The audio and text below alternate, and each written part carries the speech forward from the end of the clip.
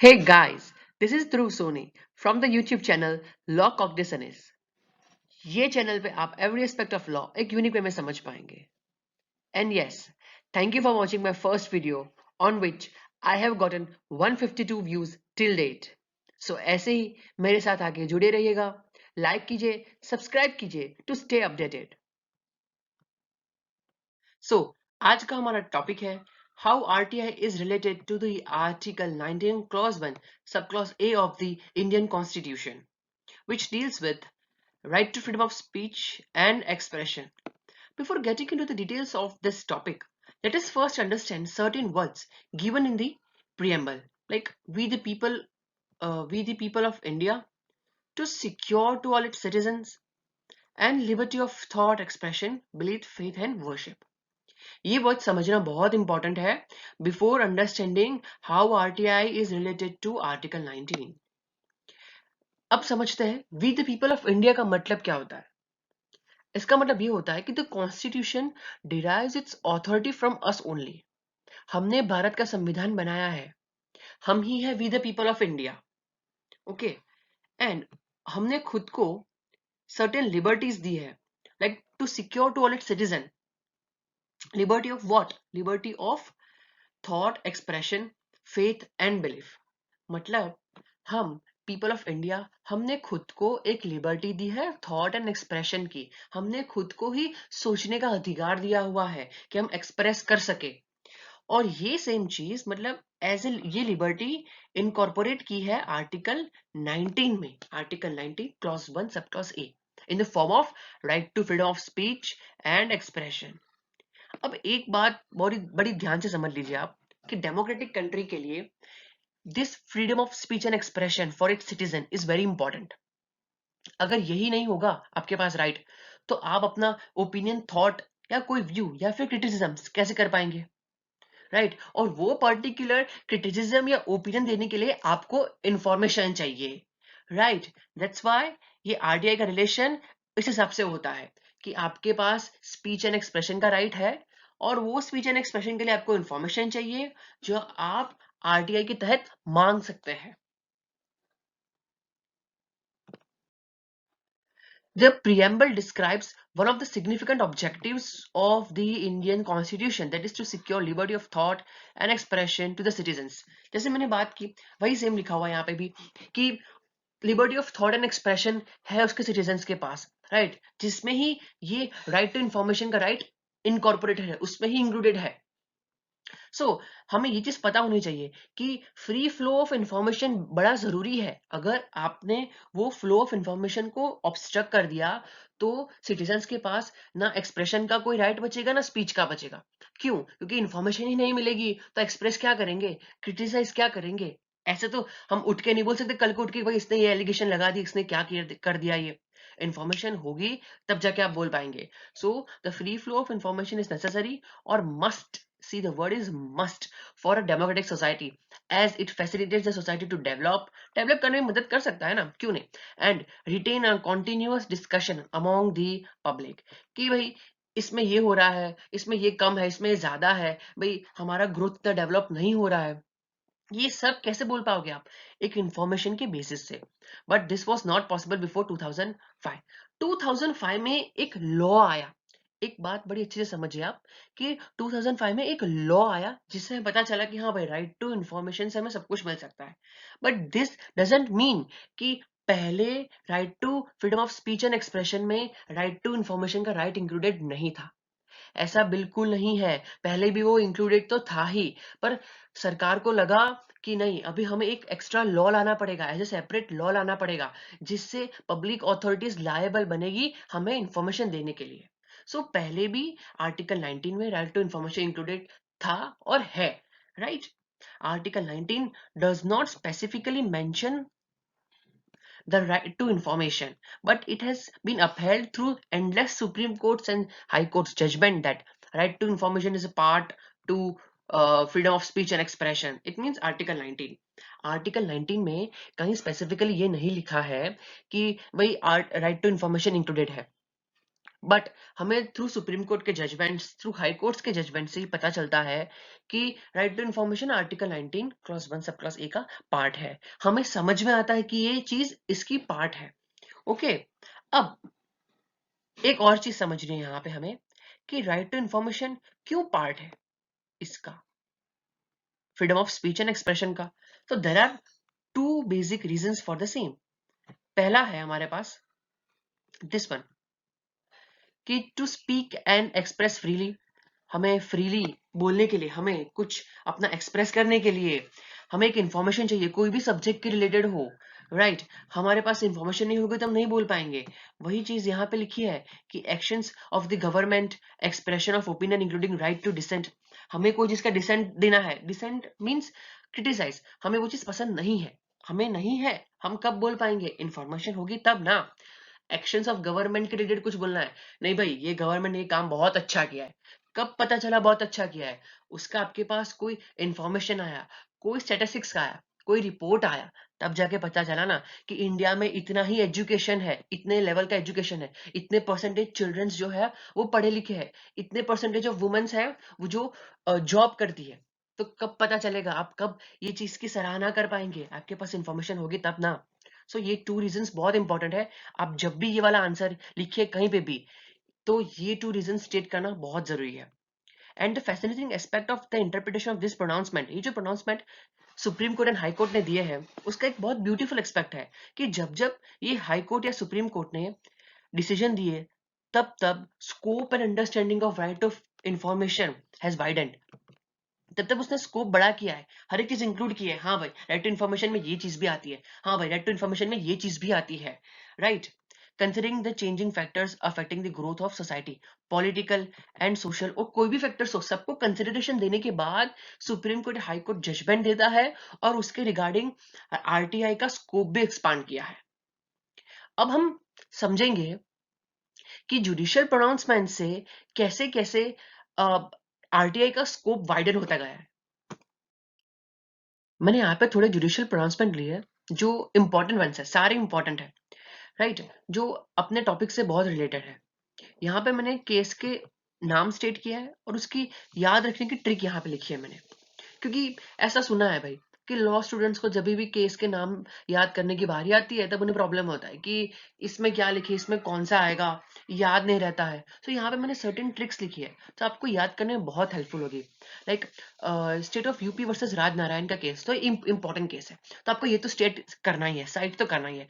SP Gupta का case तो एक बेसिक वन है, राइट। फिर ये थर्ड वाला है Indian Express newspaper versus union of India, तो न्यूज़पेपर से रिलेटेड है। तो ये सारी ट्रिक्स है कि राइट ऑफ वोटर्स से रिलेटेड है, कस्टमर्स राइट टू नो है। ये सिर्फ जस्ट फॉर रेफरेंस लिखा है मैंने, आप इसे कोई अपने आंसर में साइट नहीं करेंगे तो भी चलेगा। फिर right to information related to environment है। तो ये सारे केसेस है जो बहुत इंपॉर्टेंट है। सो पहला केस है हमारा state of UP versus Rajnarayan. ये केस में राजनारायण एंड इंदिरा गांधी दोनों इलेक्शन कंटेंडर्स होते हैं। अब राजनारायण को ये लगता है कि इंदिरा गांधी की सरकार करप्ट प्रैक्टिसेस में एंगेज्ड है एंड उसने वायोलेट किए हैं the limits on amount of money that may be used in election campaigns. Election campaigns में एक लिमिट होती है, वहां तक ही आप इलेक्शन कैंपेन्स का खर्चा निकाल सकते हो, उतना ही यूज कर सकते हो। तो राजनारायण को ऐसा लगे कि ये सब वायोलेट हुआ है तो एक पिटिशन फाइल कर देते हैं। तो सुप्रीम कोर्ट में उसने पिटिशन फाइल कर दी। क्या डिमांड रखा, डिमांड ये रखा कि ब्लू बुक का प्रोडक्शन किया जाए, कोर्ट के सामने इसका खुलासा हो, जिससे पता चलेगा अपने आप कि कितनी सरकार करप्ट प्रैक्टिस में एंगेज है और कितना वायोलेट किया है लिमिट्स को। और सुप्रीम कोर्ट ऑर्डर भी कर देती है कि लाओ भाई डिस्क्लोज करो बुक क्या कैसा चल रहा है। तो यहां से खड़ा होता है citizen right to know arises from the fundamental right of freedom of expression guaranteed by the constitution. ये पहला केस हम मान सकते हैं जिसमें पता चला कि राइट टू इंफॉर्मेशन का हक freedom of speech and expression में इंक्लूडेड है। सुप्रीम कोर्ट ने ये बोला कि the people of this country have a right to know every public document, कि पीपल ऑफ दिस कंट्री को अधिकार है कि एवरी पब्लिक डॉक्यूमेंट की उसे नॉलेज हो, उसे पता चले क्या चल रहा है। And everything that is done in a public way. See ये पब्लिक वे, आप ऐसे ही कुछ भी नहीं लिख सकते हो आंसर में, पब्लिक वे लिखना वर्ड बहुत इंपॉर्टेंट है। बाय दर पब्लिक फंक्शनरीज, जो पब्लिक के लिए किया जाता है थ्रू पब्लिक फंक्शनरीज, वो सारा उसका डिस्क्लोज होना चाहिए। बट यहाँ पे सेक्शन 123 ऑफ एविडेंस एक्ट भी रिलेटेड है। कैसे? सर्टेन डॉक्यूमेंट्स ऐसे होते हैं जो पब्लिक इंटरेस्ट में डिस्क्लोज किए जाते हैं, बट सर्टेन डॉक्यूमेंट्स ऐसे भी होते हैं जो जिसका पब्लिक इंटरेस्ट से कोई लेना देना नहीं है। ओके, और दो आप फाइल कर रहे हैं पिटिशन और कोर्ट को बोल रहे हैं कि नहीं कंपेल करो इन्हें कि डिस्क्लोज करे, तो नहीं कर सकते। तो सेक्शन 123 ऑफ एविडेंस एक्ट ऐसे रिलेटेड होता है। नेक्स्ट हमारे पास केस है एसपी गुप्ता का। एसपी गुप्ता एक स्टेप फर्दर जाते हैं। The Supreme Court went one step further and held that open government is the new democratic culture of an open society, towards which every democratic society is moving, and our country should not be an exception to that. अब open government का मतलब क्या होता है? Open government का मतलब ये होता है कि गवर्नमेंट क्या कर रही है, क्या काम कर रही है, वो पब्लिक को पता होना चाहिए। और हम हमारे तो हमारी सोसाइटी के पैटर्न क्या है? Socialist pattern. मतलब सोसाइटी को मद्देनजर रखते हुए हर एक डिसीजन लिए जाते हैं। अगर सोसाइटी को मद्देनजर रखते हुए डिसीजन लिए जाते हैं तो सोसाइटी को पता तो होना चाहिए कौन से बेसिस पे लिए, क्या कर रहे हैं सोसाइटी, अरे गवर्नमेंट क्या कर रही है। So right to know has become necessity for the poor, ignorant and illiterate masses. मतलब सबके लिए इंपॉर्टेंट तो है। An open and effective participatory democracy needs accountability and access to information by public about the functioning of the government. अब मैंने जैसे पहले ही बताया कि एक डेमोक्रेसी के लिए, एक पार्टिसिपेटरी डेमोक्रेसी के लिए अकाउंटेबिलिटी कितनी है पब्लिक फंक्शनरीज का, वो कैसे पता चलेगा? एक्सेस टू इन्फॉर्मेशन से। आपके पास इंफॉर्मेशन होगी तो पता चल जाएगा कि ये पब्लिक फंक्शनरी, ये अथॉरिटी कितनी अकाउंटेबल है, कितना काम कर रही है। Okay, an open government will ensure the healthy administration and is powerful check. See, ये पूरा होगा आपके पास नॉलेज बीइंग अ सिटीजन, तो आपको पता चलेगा कि मेरी कंट्री हेल्दी एडमिनिस्ट्रेशन कर रही है, एक क्लियर एडमिनिस्ट्रेशन कर रही है कि नहीं, जिससे एक आप पावरफुल चेक रख पाएंगे against what? Operation, corruption and misuse और अब्यूज ऑफ एनी अथॉरिटी। क्या भाई कोई बंदा सीट पे बैठा है तो अपना पावर तो मिसयूज नहीं कर रहा, मिसयूज कर रहा है तो आप आरटीआई करके पता लगा सकते हैं। The concept of an open government is the direct emanation from the right to know, which is implicit in the right to freedom of speech and expression guaranteed under Article 19 Clause 1 Subclause A of the Indian Constitution। ये judgment में ऐसा बोल दिया कि open government का concept भी directly related है right to know, और राइट टू नो किससे रिलेटेड है? आर्टिकल 19 से। हमारा जो नेक्स्ट केस है Indian Express newspaper versus union of India, इसमें भी कोर्ट ने यही बोला कि to form own belief and communicate them free to other. Citizens के पास ये राइट है कि अपने बिलीफ को कम्युनिकेट कर सकते हैं, और उसके लिए इंफॉर्मेशन बहुत जरूरी है। सेम वही यहाँ पे लिए गए हैं कि it helps an individual to attend fulfilment, decision making, participation and discovery of truth. आपको लग रहा होगा कि बार बार रिपीट हो रही है एक एक चीज, बट डिसीजंस में सेम यही लिखा है, उसमें मैं भी कुछ नहीं कर सकता, बट इंपॉर्टेंट वन है। नेक्स्ट केस है हमारे पास union of India versus association of democratic republic. ये केस बहुत इंपॉर्टेंट है। It is related to right of voters. अब वोटर्स किसको वोट दे रहे हैं वो तो पता होना चाहिए ना। जो कैंडिडेट है वो क्या है, उसकी पास्ट हिस्ट्री क्या है, कितने क्रिमिनल रिकॉर्ड्स है उसके, राइट? अभी जो कंटेंट करने के लिए खड़ा हुआ है इलेक्शन में, क्या उसके कोई पेंडिंग केसेस है, कितने असेट है, कितनी लायबिलिटीज है, क्या एजुकेशन क्वालिफिकेशन है। वो ये केस में कोर्ट ने डायरेक्ट किया इलेक्शन कमिश्नर को कि वोटर्स को इन सबका नॉलेज होना चाहिए, दैट इज क्रिमिनल रिकॉर्ड्स, फिर इंफॉर्मेशन अबाउट एसेट्स, लायबिलिटीज उसकी होनी चाहिए, क्या पेंडिंग कोई केस तो नहीं है, कितने एजुकेशन क्वालिफिकेशन है। और आप भी बीइंग वोटर आपको भी नॉलेज होगा, तब जाके आप दे पाएंगे, क्योंकि at the end they are the representative of ours. हम उन्हें रिप्रेजेंटेटिव बना रहे देश के लिए कि कैसे वो आगे जाके देश चलाएंगे, राइट? सो ये राइट ऑफ इंफॉर्मेशन से रिलेटेड एक इंपॉर्टेंट केस है। ये हमारा लास्ट केस है Uzair Hussain versus union of India. ये right to know from the customers point of view दिया गया है कि बीइंग कस्टमर आपको कौन सी चीज पता होनी चाहिए। लाइक कोई कॉस्मेटिक हो, फूड प्रोडक्ट हो, ड्रग हो, whether of non vegetarian origin और वेजिटेरियन ओरिजिन, वो तो हमें पता चल जाता है रेड डॉट, ग्रीन डॉट या ब्राउन डॉट से। Okay, but the main idea, the rationality behind this judgment is that कि सिटीजन के पास जो फ्रीडम ऑफ एक्सप्रेशन है वो इससे भी रिलेटेड होता है। राइट, कि ये प्रोडक्ट वेजिटेरियन है या नॉन वेजिटेरियन है, तब जाके वो एक्सप्रेस कर पाएगा. The rationality behind this judgment is that a citizen's freedom of expression also extended to his her food choices. Okay, food choices से पता चलेगा उसे कि क्या चल रहा है, वेजिटेरियन है, नॉन वेजिटेरियन ओरिजिन है. And hence this ruling would enable citizens to make informed choices. See, ये वर्ड बहुत इंपॉर्टेंट है, informed choices about the product they consume. हमारा क्वेश्चन ऑफ द डे है, which state of India first enacted the right to information act. इसका जवाब आप comment box में दे सकते हैं. And if you want to follow me on Telegram, then this is my Telegram channel. And if you want to ask any doubt regarding the subject, then you can ask me on this Gmail. This is my email ID.